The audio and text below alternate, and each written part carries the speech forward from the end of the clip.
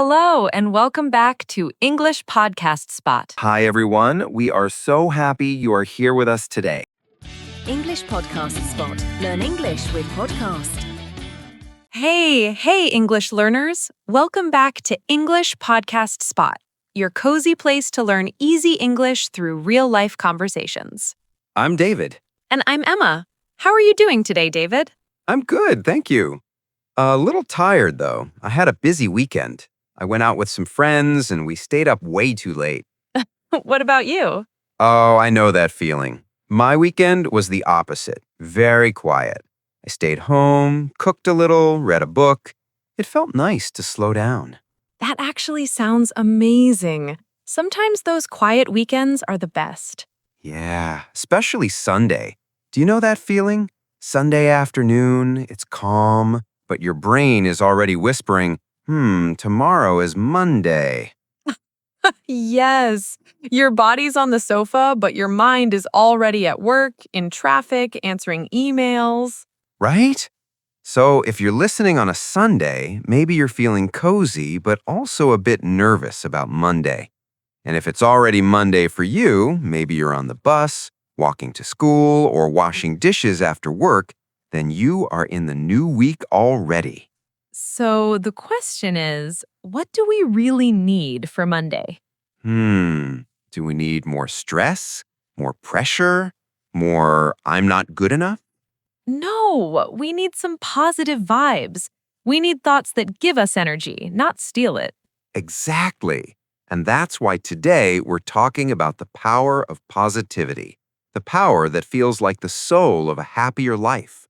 And don't worry, this episode is perfect for easy English conversation practice and daily life English. Yes, and if you're a beginner, you can still listen. If some parts feel difficult, it's okay. You can always listen again, and you will catch more the second time. You can listen while you cook, clean, walk, or sit with a cup of tea. The idea is simple. Real English, real feelings, real life. So, who is this episode for? It's for you if you feel worried a lot, if your mind is always busy, or if you want to feel a little bit lighter and more hopeful. Yes, it's also for you if you want to practice daily life English, talking about feelings, thoughts, stress, happiness, in clear, natural English. All right, before we go deeper, a small request. Yeah, if you enjoy learning with us, please like this video, subscribe to the channel, and maybe share it with one friend who is learning English too. Every like, every comment, every share really helps more learners find this podcast. And we love reading your comments. In fact, maybe you can already answer a simple question in the comments. Where are you watching from, and what are you doing right now? I love those. I'm in Brazil washing dishes. I'm in Turkey on the bus. I'm in India studying before bed. It feels like one big, cozy global classroom. Yes, exactly. So write your country and what you're doing. Just one short sentence is perfect. All right, let's jump in. Yeah, let's start with something simple, but also hard. Simple but hard. I like that.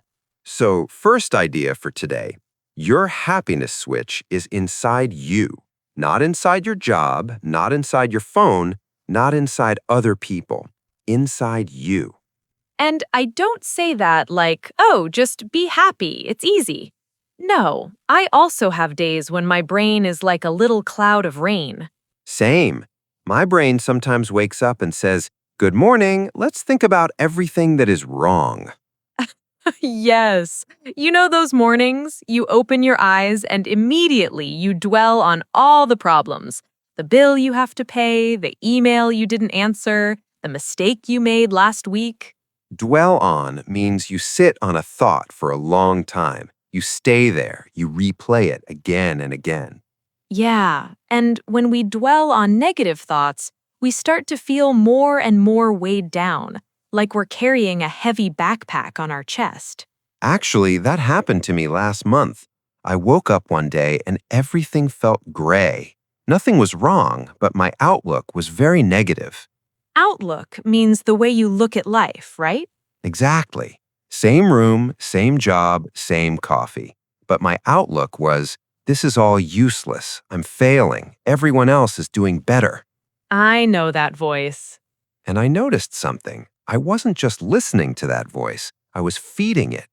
I opened my phone and started reading bad news, negative comments, scary posts. Right. It's like your mind is already sad, and then you give it more sad food. Yes, sad breakfast for the brain. So, what did you do? At first, nothing. I stayed in bed and just scrolled, and I felt worse. Then I remembered something. I can't always change my mood, but I can change my next 5 minutes. I like that. I can't change everything, but I can change my next 5 minutes. So I decided to short circuit the negative thoughts. Short circuit. Yeah, normally short circuit is for electricity. Here it means you interrupt a bad pattern. You stop the usual road of your thoughts. So, instead of letting your mind go deeper and deeper into the dark tunnel, you change the direction. Exactly. I put my phone down, got up, opened the window, and played one happy song. Just one. Nice. Then I made a simple breakfast and went for a 10-minute walk. That's it. No big life change, just 10 minutes. But it felt like I pressed a small reset button in my head. So, your life didn't suddenly become perfect, but your energy changed a little. Yeah, my problems were still there, but I didn't feel so heavy. It was like I took off one small stone from my backpack. I love that image. A lot of us wait for big happiness. New job, big house, big love story. But real inner happiness often starts with a very small thing. Open the window, drink water, listen to music, send a kind message. It's like your mind is a garden. Yeah, if you don't choose what to plant there, weeds will grow by themselves. Negative news, old memories, other people's drama, those are like wild weeds.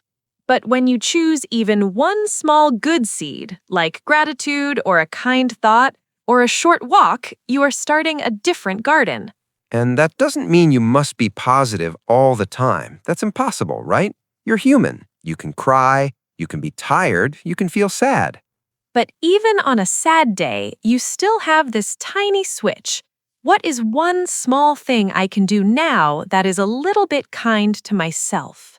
Maybe that one small thing is opening your window and feeling the air, looking at the sky for a minute, making tea and taking 3 slow breaths, listening to a song that gives you hope, or writing one sentence in your notebook. Today, I am grateful for, and finish it. See, you don't change your whole life in that moment. You change the direction of your thoughts.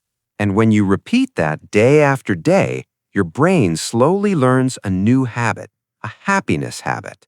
So, first idea, your happiness is not only about what happens to you. A big part is how you respond, the little choices you make when your mind wants to stay in the dark. And the good news is you can practice that, one tiny seed at a time. Okay, so we talked about how happiness can start inside with small choices and small seeds. Yeah, but what about the opposite, when your brain is just tired from worrying all the time? Let's talk about that next. When worry makes your mind feel heavy and what you can actually do about it. Right? That heavy feeling, like your thoughts are running in circles. I had a season like that. Every night, my brain was busy with what if thoughts. What if I lose my job? What if I fail this exam? What if people don't like me? Exactly. I was trying to sleep, but my mind was wide awake. And the funny thing is, most of the things I worried about were things I could not control. Yeah, same here. My brain loves to worry about the weather, the news, the economy, strangers on the internet, the full package. One night, I was lying in bed and I realized I feel like I'm trying to control the whole world from my pillow. That's such a good picture. I was spiraling a little. Spiraling? You mean your thoughts were going down and down, getting worse? Yeah, like a small worry becomes a big story in your head. I think a lot of people listening know that feeling. So I tried something simple. I took a notebook and I drew two circles. Two circles? Yeah. In the first circle, I wrote things I can control. In the second, things I can't control. Nice. So, can control was what I eat tomorrow, how many hours I sleep, if I put my phone away, what message I send to my friend, how many minutes I study. And can't control? The past, other people's opinions, the world news, my old mistakes, the weather. When you see it on paper, it becomes clearer, right? Completely. I saw that 90% of my anxiety was in the can't control circle. So your brain was working hard, but not helping you. Exactly. It was like my mind was trying to keep my head above water in a sea that doesn't belong to me. Keep your head above water is that feeling when you're just trying to survive. Not happy, not relaxed, just trying not to drown. Yeah, and I didn't want to live like that every day. So I made a little rule for myself. What rule? If something is in the can't control circle, I'm allowed to notice it, but I'm not allowed to stay there for an hour. I love that. Instead, I choose one small thing from the can control circle and do it. Send one honest message, drink water, go for a walk, pray, breathe, sit in silence for 5 minutes. It's like moving your brain from a noisy street into a quiet park. Yes. And for me, that quiet park is sometimes just sitting on the floor with my back against the wall and closing my eyes and imagining a peaceful place. Beach, forest, mountains, Usually a beach?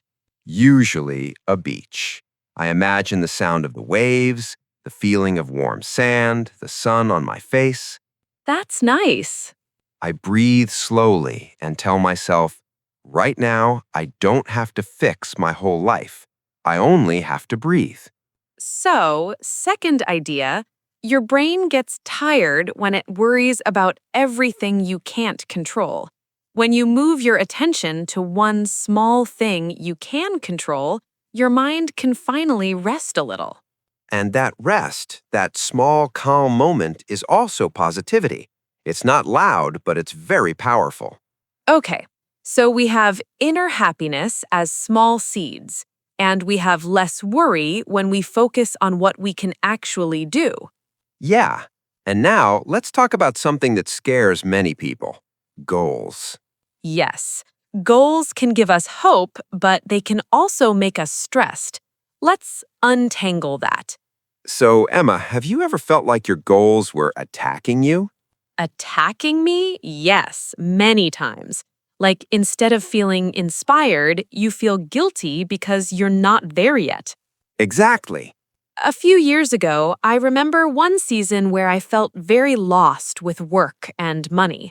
I was working, but I wasn't happy with my job. I didn't know what I wanted next. And at night, my brain was full of I should thoughts. I should earn more. I should be more successful. I should already have everything figured out. Yes, and I was also on social media, seeing people my age buying houses, traveling, starting businesses. The classic, everyone is doing better than me feeling. Exactly. The grass is greener feeling. The grass isn't always greener is a nice idiom. It means other people's lives look better, but you don't see their problems. Right. But at that time, I forgot that. I only saw the green grass. My own life felt like dry ground. That's really honest. One night, I couldn't sleep again. My heart was beating fast, and I asked myself, okay, what am I actually afraid of? Good question.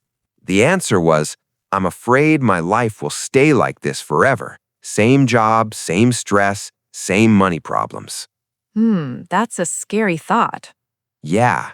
And then another question came. If I don't want this, what small change can I make? Not big, not dramatic, just one step. And what did you do? I took a piece of paper and wrote 3 very simple goals. One for my health, one for my work, and one for my heart. I like this already. Goal health. Walk 20 minutes every day after dinner. Goal work. Spend 20 minutes a day learning something new for my future job. Goal heart. Send 1 message a day to someone I care about. That's so beautiful. It was small, but when I looked at the paper, I felt lighter. Because now your brain had a direction. Yes, before my mind was just stuck in a rut. Stuck in a rut means doing the same thing again and again, feeling bored and trapped. Exactly. Every day was the same. Worry, scroll, compare, sleep badly. But with these 3 small goals, my brain had something new to focus on. It's like driving at night in heavy fog. If you don't have headlights, you feel lost. Goals are like turning on your headlights. You still can't see the whole road, but you can see the next few meters. And the next few meters are enough to move forward. Exactly. After some weeks, I noticed small changes. My walks helped my mood, my 20-minute study time helped my confidence, my messages helped my relationships. So your life didn't magically become perfect, but you started to bounce back. Bounce back means recover slowly after something difficult, right? Yeah, like a ball that hits the ground and comes up again. And I want to say this clearly. You don't need big goals to feel better. You need clear and kind goals. Clear and kind. I love that. Clear so your brain knows what to do. Kind so you don't hurt yourself with pressure. So, third idea, your brain needs hope, not just worry. Small, realistic goals can be like little lights on your path. And sometimes, even with good goals, life still hurts. Things go wrong, people leave, plans break. Yeah, and that's where our last idea comes in. What to do with problems and pain when you still want to move forward. So, David, have you ever had a moment where your heart felt really heavy? Yeah, a few years ago I went through a breakup that hit me hard. Hmm. To brood over means you think about the same sad thing again and again, and you stay inside that sadness. Exactly. I replayed every conversation in my mind. What if I said this? What if I did that? Our brain loves that game. But after a while, I noticed something. The more I stayed in bed, the heavier I felt. It was like wearing wet clothes all day. That's such a clear picture. One day, a friend called me and said, "Look, you can be sad, of course, but you also have to move. You don't have to run, just walk." Good friend. He invited me to meet him for coffee and a walk. I didn't want to go, but I went. And that walk didn't fix my heart, but it helped me breathe. And I learned something from that time. When you have heartache or a big problem, you can't just think your way out of it. You have to live your way through it. Live your way through it, not just think your way through it. Yeah, small actions, normal routine. Go back to simple things. Shower, eat, move, talk to one safe person. So if you're going through a painful season right now, maybe a breakup, a loss, a big disappointment, it's okay to feel sad. It's okay to cry. But try not to live inside the pain 24 hours a day. You can imagine the pain like a heavy backpack. You do have to carry it for some time, but you don't have to sit on the floor and stop your life. You can walk slowly with it. And with time, it becomes a little lighter. And about problems in general, not just heartache, there's one simple practice I like. Tell us. When something is really confusing, I take a piece of paper and I write, "The problem is," and I finish that sentence in one simple line. Right, not 20 lines, just one clear sentence. Exactly. For example, "The problem is I feel alone in this city."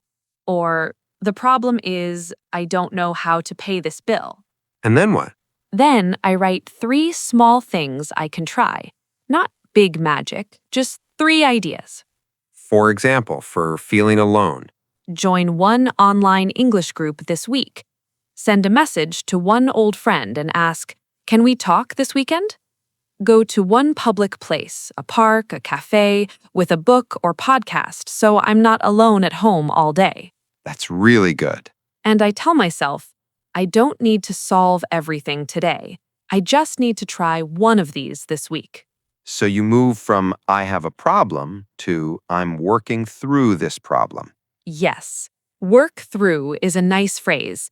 It means you slowly deal with a difficult feeling or problem step by step, instead of hiding from it. And that's also positivity, not fake smiles, but quiet courage. I love that. Quiet courage. So, last idea. Problems and pain don't mean your life is over. They mean you are human. You can feel them and still move forward slowly. And many times, the next move is actually yours. Yeah, the ball is in your court. That idiom means it's your turn to act. Life gave you a situation, and now you decide your next small step. Not a perfect step, just a small, kind step. So, today we talked about inner happiness, worry, goals, and pain. And we used some useful words and phrases along the way. Yeah, let's slow down and do a little word tour so you can really feel confident using them. First word, dwell on. Dwell on means you keep thinking about the same thing again and again, usually something negative. You stay inside that thought for a long time. For example, I try not to dwell on my mistakes all night. Or, she dwelt on one bad comment and forgot all the good ones. Next word, spiral or spiraling. When your thoughts are spiraling, it means one small worry becomes bigger and bigger in your mind. Your thoughts go down like a spiral and you feel worse. For example, I saw one scary news story and then my mind started spiraling. Or, when I'm tired, my thinking can spiral very fast into negative stories. Next phrase, stuck in a rut. If you are stuck in a rut, it means your life feels the same every day and you feel bored or trapped. You don't see a new way forward. For example, he felt stuck in a rut at his job, doing the same tasks for years. Or, I knew I was stuck in a rut when every day felt exactly the same. Next phrase, keep your head above water. This means you're just managing to survive a difficult time. You're not relaxed, but you're still going. You're not drowning, but it's hard. For example, with work and family, she's just trying to keep her head above water. Or when money is tight, many people only think about keeping their head above water. Next phrase, bounce back. Bounce back means you recover after something bad or difficult. You feel weak for a while, then slowly become strong again. For example, it took time, but he bounced back after losing his job. Or, you can bounce back from mistakes in English if you keep practicing. Next idiom, the grass isn't always greener. We say the grass isn't always greener to mean other people's lives look better, but you don't see their problems. What you see from outside is not the full truth. For example, she wanted her friend's life, but later she realized the grass wasn't always greener. Or, social media can make you forget that the grass isn't always greener on the other side. Next word, brood. To brood means to sit and think about something sad or negative for a long time. You stay inside the sad feeling. For example, after the breakup, he just stayed in his room and brooded.